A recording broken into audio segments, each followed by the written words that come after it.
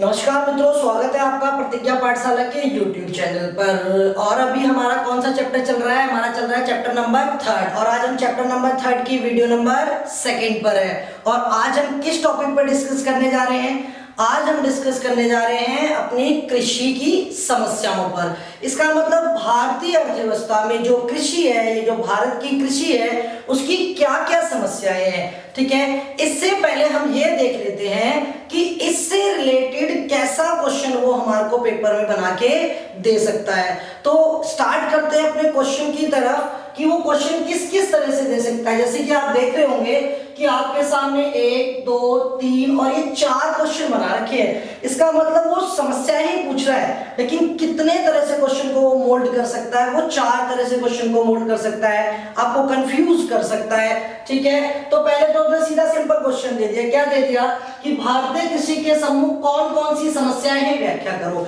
ये तो सिंपल सीधा क्वेश्चन है। अगर ऐसा क्वेश्चन आता तो हमें समझ में आ जाएगा कि हमें क्या करना है, भारतीय कृषि की समस्याएं बतानी। क्या क्या समस्याएं हैं?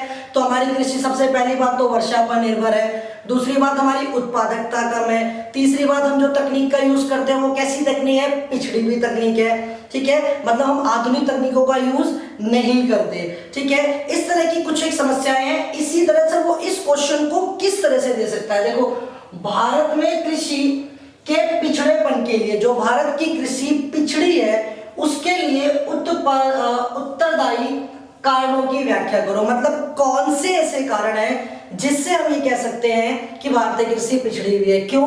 क्योंकि जो हमारी समस्या है वही उसके लिए कारण है। ठीक है, अगर देखो 1950 से लेके 1990 के बीच, 1950 से लेके 1990 1990 तक के बीच कृषि की मुख्य समस्याएं, ये भी सिंपल क्वेश्चन है। समस्या देखते हैं, हम आंसर सीधा सीधा कर सकते हैं। इस क्वेश्चन को देखो, ये कह रहा है भारतीय कृषि की विशेषता, जो हमारी कृषि की विशेषता है क्या है, इसके पिछड़ेपन की कहानी सुनाती है। कि जो भारतीय कृषि है, जैसे हम भारतीय कृषि की विशेषता को देखने जाएंगे तो हमें पता लग जाएगा क्या कि भारतीय कृषि कैसी है, पिछड़ी हुई है। अगर आपने चैप्टर नंबर 1 की वीडियो देखी हो तो हमने इन्हीं टॉपिकों पे एक बार वहां पे भी डिस्कस किया था। याद आ गया होगा ना आपको? हाँ, देखो आगे क्या कह रही है, भारतीय कृषि की विशेषता इसके पिछड़ेपन की कहानी सुनाती है। इस कथन के संबंध में आप अपने विचार रखो। आपको विचार रखने, आपको बताना है कि कुछ ऐसे पॉइंट्स बताओ, कैसे पॉइंट्स जो ये बताते हो कि भारतीय कृषि क्या है, पिछड़ी हुई है। और उन्हीं पॉइंटों से हमें लगता है क्या लगेगा, वही पॉइंट हमारे सामने हमें दिखाएंगे। क्या दिखाएंगे? कि जो भारतीय कृषि है वो उसके लिए ये समस्याएं हैं, क्योंकि इन्हीं समस्याओं की वजह से तो हमारी कृषि क्या है, पिछड़ी हुई है। क्लियर? तो स्टार्ट करते हैं कि कौन कौन से कारण ऐसे हैं, कौन कौन से पॉइंट ऐसे जो ये इंडिकेट करते हैं कि भारतीय कृषि एक पिछड़ी हुई कृषि है। तो सबसे पहली बात की निम्न उत्पादकता। इसका मतलब प्रति हेक्टेयर उत्पादन क्या है, हमारा कम है। कैसे कम है, किसके कंपैरिजन में कम है? तो विदेशों के मुकाबले, मतलब और देशों के मुकाबले भारत के अंदर प्रति हेक्टेयर उत्पादन जो है उसकी मात्रा क्या है, कम है। क्या है? कम है। ये बात हमने पहले भी बताई थी। मैंने आपको वीडियो चैप्टर नंबर 1 की वीडियो में बताया था कि प्रति हेक्टेयर उत्पादन का क्या मतलब होता है। क्लियर? समझ में आ गया होगा आपको। आगे देखो, छिपी हुई बेरोजगारी है। इसका मतलब क्या हुआ कि हमारी कृषि में इतने ज्यादा लोग काम कर रहे हैं कि हम उसमें से कुछ लोगों को निकाल भी देना तो भी हमारे उत्पादन पर कोई फर्क पड़ने वाला नहीं है। ठीक है, तो इसका मतलब जो हमारी जो कृषि है उसमें कैसी बेरोजगारी पाई जाती है, छिपी हुई बेरोजगारी। मतलब काम में पहले से उतने, मतलब जितने लोगों की जरूरत है उससे ज्यादा लोग हमने काम में लगा रखे हैं। और ऐसा क्यों लगा रखा है? क्योंकि हमारे भारत के अंदर संयुक्त परिवार प्रणाली है। कैसी है? संयुक्त परिवार प्रणाली। आगे जब हम आंसर देखेंगे ना तब डिस्कस करेंगे। देखो आगे, वर्षा पर निर्भरता। इसका मतलब भारतीय कृषि किस पर निर्भर है? वर्षा पर निर्भर है। आगे निर्वाह खेती, मतलब हमारे किसान जो है वो जीवन निर्वाह के लिए खेती करना चाहते हैं, व्यापार के लिए खेती करना नहीं चाहते। आगे देखो, आधुनिक आगतों का अभाव। इसका मतलब जो हम कृषि के अंदर जो हम टेक्निक यूज कर रहे हैं वो क्या है, आधुनिक नहीं है, वो हम पुरानी टेक्निकों को यूज कर रहे हैं। ठीक है, जैसे क्या कि आज भी किसान जो है वो अपने खेतों में उर्वरक की जगह पे गोबर खाद का प्रयोग करना पसंद करते हैं। ठीक है, लघु जोते हैं। लघु जोतों का मतलब क्या है, हमने फर्स्ट चैप्टर में ही पढ़ा था, याद करो जल्दी से कि लघु जोतों का मतलब क्या होता है। देखो बच्चा बता रहा है क्या होता है, वो कह रहा है सर लघु जोतों का मतलब होता है जोतों के आकार का छोटा होना। जोत का मतलब किसान, सॉरी खेती, जोत का मतलब खेती या फिर हमारे खेत। क्लियर हो गया। चलो आगे देखो, विपणन प्रणाली का अभाव। विपणन प्रणाली का मतलब क्या होता है कि जब हमारी फसल तैयार हो जाती है तो उसके बाद कटाई से लेके और बिक्री तक जो भी प्रक्रिया होती है वो विपणन प्रणाली कहलाती है। मतलब हमारे किसानों के लिए बेचने के लिए बाजारों का अभाव है। वो किसको बेचते हैं, वो उन जमींदारों को, साहूकारों को कम रेटों पर मजबूरन उन्हें क्या करना पड़ता है, बेचना पड़ता है। क्यों, क्योंकि विपणन प्रणाली हमारे पास नहीं है। क्लियर हो गया होगा। एक बार इसको विस्तार से देखते हैं एग्जाम में हमें कैसे लिखना है। पहला पॉइंट है निम्न उत्पादकता। लेट्स जल्दी स्टार्ट जल्दी। उत्पादकता से अभिप्राय क्या हो गया, उत्पादकता का मतलब होता है प्रति हेक्टेयर उत्पादन। देखो उत्पादकता से अभिप्राय प्रति हेक्टेयर भूमि के उत्पादन से है, और ये हमने डिस्कस पहले चैप्टर में भी किया था। अगर देखो विश्व के विकसित देशों की तुलना में, जो हमारे वर्ल्ड के अंदर विकसित देश है, डेवलप कंट्रीज है, ठीक है, उनकी तुलना में भारत में कृषि की उत्पादकता का अभाव है। इसका मतलब अगर हम उनके कंपैरिजन में अपने इंडिया को देखें तो क्या होगा, हम उनके मुकाबले मतलब 1 हेक्टेयर जमीन पर वो जितना उत्पादन कर सकते हैं हम उससे कम कर सकते हैं। इसलिए हम कहते हैं कि भारतीय कृषि क्या है, पिछड़ी हुई है, और यही हमारी क्या है, समस्या भी है। क्लियर। देखो आगे निम्न, और निम्न उत्पादकता पिछड़ेपन का चिन्ह है, मतलब निशान है। बोला ना कि पिछड़ेपन की कहानी सुनाती है। क्लियर। आगे देखो छिपी बेरोजगारी। अब छिपी बेरोजगारी मैंने पहले भी बताया था, जब भूमि के एक निश्चित टुकड़े पर मतलब एक भाग पर क्या होता है, काम करने वाले व्यक्तियों की संख्या आवश्यकता से अधिक होती है। मतलब जितने व्यक्तियों की जरूरत है उससे ज्यादा लोग काम कर रहे हैं, तो क्या होता है, अतः भारी तौर पर अगर हम बाहर से देखें तो हमें लगता है कि वो लोग काम कर रहे हैं, लेकिन अगर हम उसमें से उन्हें निकाल भी देंगे तो भी काम पर फर्क नहीं पड़ेगा। इसे बोलते हैं छिपी बेरोजगारी। ठीक है, एक बार मैं फिर से बता देता हूँ क्या होता है। जैसे मान लो एक खेत है, उस खेत में क्या हो रहा है, 5 आदमी काम कर रहे हैं, काम करते हुए 5 आदमी दिख रहे हैं, और उस खेत से अगर हम बात करें तो 100 किलो गेहूं का उत्पादन होता है। जब कितने लोग काम करते हैं, 5। अगर हम उसमें से 2 को हटा भी दें तो भी 3 व्यक्ति मिलकर भी उतना ही उत्पादन करेंगे, कितना, जितने 5 व्यक्ति कर रहे हैं। तो इसे बोलते हैं हम छिपी बेरोजगारी। इसका मतलब वो जो 2 लोग थे ना, वो 2 लोग वहां पे फालतू थे जो वहां पे काम कर रहे थे। ठीक है, संयुक्त परिवार प्रणाली होने के कारण, मतलब ऐसा क्यों होता है, क्योंकि चाचा मामा ताया सब गांव में क्या होते हैं, एक साथ रहते हैं, तो क्या होता है, सब मिलकर खेती करते हैं। क्लियर हो गया। ऐसा क्यों होता है, संयुक्त परिवार प्रणाली होने के कारण भारतीय कृषि में यह बहुत बड़े पैमाने पर पाई जाती है। क्लियर हो गया। तो आपको ये दोनों पॉइंट्स क्लियर हो गए होंगे। अब पॉइंट्स 3 पर डिस्कस करते हैं। पॉइंट नंबर 3 क्या है, वर्षा पर निर्भरता। क्लियर। जितनी अच्छी वर्षा होगी उतनी फसल भी क्या होगी, अच्छी होगी। अब ये नहीं कि ज्यादा वर्षा हो जाएगी तो फसल भी ज्यादा हो जाएगी। क्लियर हो गया।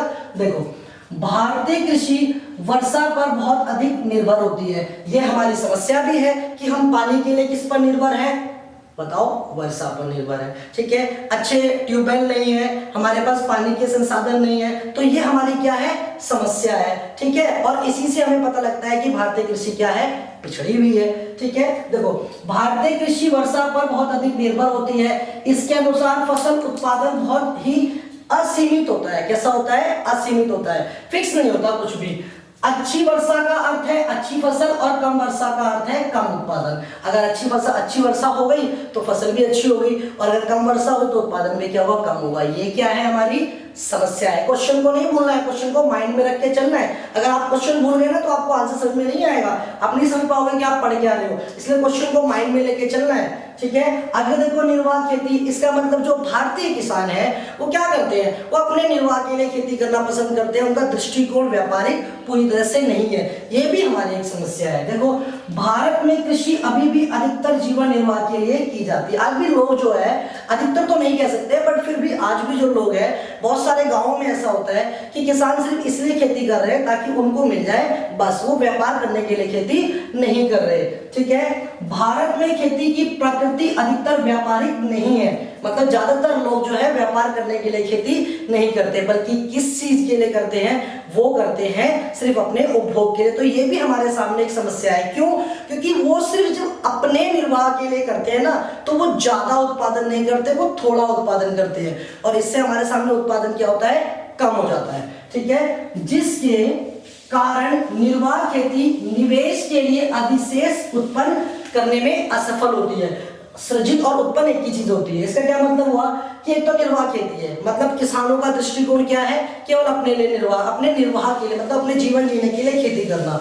और वो जब अपने जीवन जीने के लिए खेती करते हैं तो क्या होता है, उनके पास एक्स्ट्रा नहीं होता, मतलब वो प्रॉफिट नहीं कमा पा रहे। और दूसरी बात, जब उन्हें अगली बार खेती करनी पड़ेगी तो उसके लिए वो लागत कहां से लाएंगे। तो इसलिए क्या होता है कि देखो, अधिशेष सृजित करने में असफल होते हैं। हमारे पास कुछ एक्स्ट्रा जो होता है वो नहीं बचता है। क्यों नहीं बचता एक्स्ट्रा? क्योंकि उन्होंने तो सिर्फ इतना ही उत्पादन किया, कितना, जितना वो खा सके।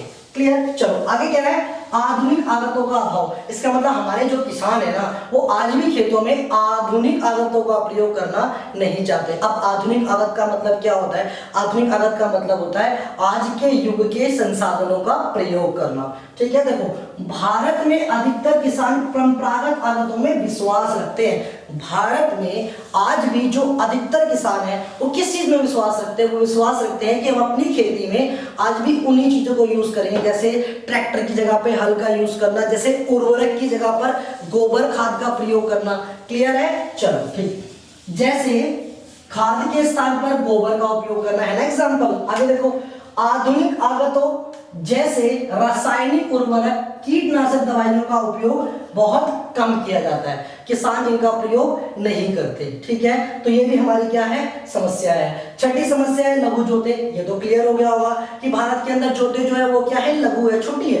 देखो भारतीय कृषि की एक अन्य विशेषता जोतों के आकार का छोटा होना है, मतलब जो हमारे खेत है उनके आकार कैसे हैं, छोटे छोटे, जिसकी वजह से लागत क्या होती है, ज्यादा आती है। ठीक है, देखो जोतों के आकार का छोटे होने के कारण क्या होता है, किसान निर्वाह कृषि की समस्या और भी अधिक गंभीर बन जाती है। ठीक है, एक तो उसके पास खेत छोटे हैं, बहुत दूर दूर है, तो वो क्या करता है, वो सोचता है उतनी दूर जाके क्या खेती करनी, कौन देख रेख करेगा, पानी कैसे डलेगा, बहुत सारी समस्या है। तो इसलिए वो क्या करता है, केवल जीवन निर्वाह के लिए छोटे से टुकड़े पर खेती कर लेता है। तो ये भी हमारे सामने क्या है, एक समस्या है। आगे है विपणन प्रणाली का अभाव। ठीक है, मतलब जब उसने फसलें तैयार कर ली, अब उसे बेचने के लिए बाजार चाहिए। अब बाजार तो है ही नहीं, तो उसे क्या करना पड़ेगा, मजबूरन साहूकारों को बेचना पड़ेगा। तो ये हमारी कृषि की क्या है, समस्या है, और यही समस्या है कृषि के पिछड़ेपन की कहानी को सुना रही है।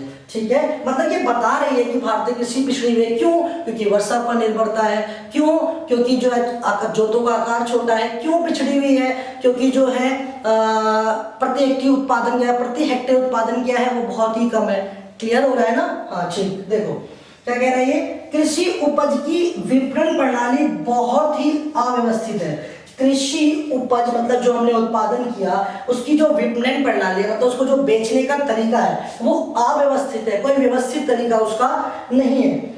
आज भी छोटे किसानों की बड़ी संख्या, आज भी छोटे किसानों की बड़ी संख्या स्थानीय मंडियों में, स्थानीय मंडी मतलब जो उनके आसपास छोटी छोटी मंडियां हैं जहां पे उन्हें कम रेटों पर मिलता है, तोल में गड़बड़ की जाती है, पैसा समय पर नहीं मिलता। ठीक है, तो क्या है, मंडियों में कम कीमतों में अपने उत्पाद को बेच रहे हैं। ठीक है, वे महाजन साहूकारों को अपनी उपज को बेचने के लिए मजबूर है। उन्हें क्या करना पड़ता है, अपनी उपज को या तो महाजन को बेच दो या साहूकारों को बेच दो, जिससे उन्हें अच्छे रेट नहीं मिलते और वो आगे खेती करने के लिए प्रोत्साहित नहीं होते। ठीक है, तो ये पॉइंट जो हमने भी देखे, इन पॉइंटों के आधार पर हम कह सकते हैं कि जो भारतीय कृषि है वो क्या है, एक तो पिछड़ी हुई है, ये हमारी समस्याएं हैं, और इन्हीं समस्याओं से कहते हैं क्या कि जो इसकी विशेषता है वो पिछड़ेपन की कहानी को सुना रही है कि भाई भारतीय कृषि क्या है, एक पिछड़ी हुई समस्या है। अब हमने समस्या पढ़ ली, पिछली वीडियो में हमने महत्व पढ़े थे।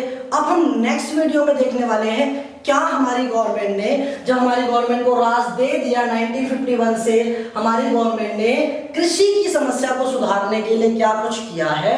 अगर कुछ किया है तो क्या किया है उस पर डिस्कस करेंगे। और अगला क्वेश्चन एग्जाम के नजरिए से, अगली जो वीडियो है वो एग्जाम पेपर के नजरिए से हमारे लिए मोस्ट इंपॉर्टेंट है। उसमें से जो मैं नेक्स्ट वीडियो में पढ़ाने वाला हूं उसमें से क्वेश्चन एग्जाम में आता ही आता है, ध्यान रखना है इस बात को, ठीक है। तो नेक्स्ट वीडियो को देखना ना भूले, और पीछे वाली वीडियो आप देख आए होंगे, ये क्वेश्चन आपको समझ में आ गया होगा।